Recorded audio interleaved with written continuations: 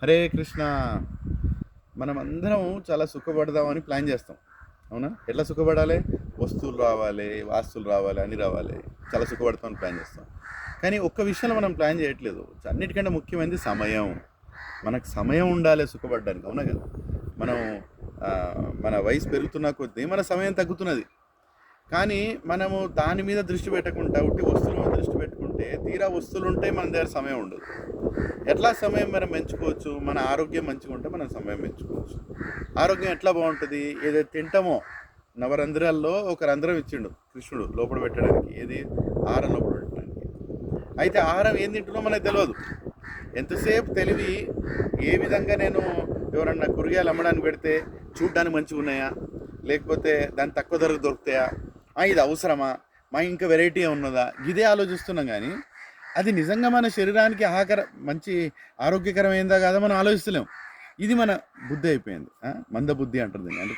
అంటే తెలియలేదు, పూర్తి లేదు. ఈ చదువులలో ఏది నేర్పించట్లేదు. ఒక అగ్రికల్చర్ నేర్పించట్లేదు, ఒక వ్యవసాయాన్ని నేర్పించట్లేదు. ఏముందండి, కొంచెం కూరగాయలు పెంచుకోవచ్చు. చూడండి, ఇక్కడ చూడండి, క్యాబేజ్ ఉన్నది, కాలీఫ్లవర్ ఉన్నది, ఇటుపక్క టమాటా ఉన్నది, అవతల పక్కన కొత్తిమీర వేసినాము. మీ ఇంటి వరకు మీరు, లేకపోతే కనీసం ఏ వ్యవసాయదారుడి దగ్గర తీసుకుంటున్నావు ఆ మాత్రం బుద్ధి ఉపయోగించండి. ఎందుకంటే ఏమైతే చెప్పనా, నేను ఇన్ని మాటలు చెప్పినా సరే ఆ తెలివి మనం ఉపయోగించకుండా మన సమయాన్ని మనం తగ్గించుకుంటున్నాం.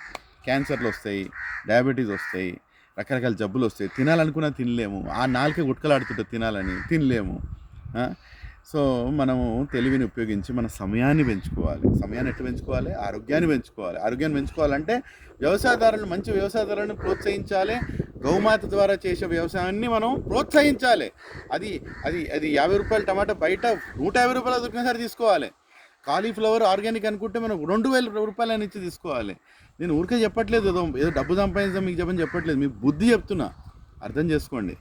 మీరు ఎప్పుడైతే మీ ఆరోగ్యాన్ని పెంచుకుంటారో, మంచి చేసుకుంటారో, మీ సమయం పెరుగుతుంది. ఆ సమయంలో మీరు ఎన్నో విషయాలు చేయవచ్చు. అక్కడే మీరు నిజమైన సుఖం అనుభవించవచ్చు. వస్తువులని డబ్బుని కాపాడుకుంటే ఏం రాదండి. తినలేము మనం డబ్బుని, వస్తువులను తినలేము. తినేది ఆహారమే. ఆహారం కరెక్ట్గా ఉండాలి.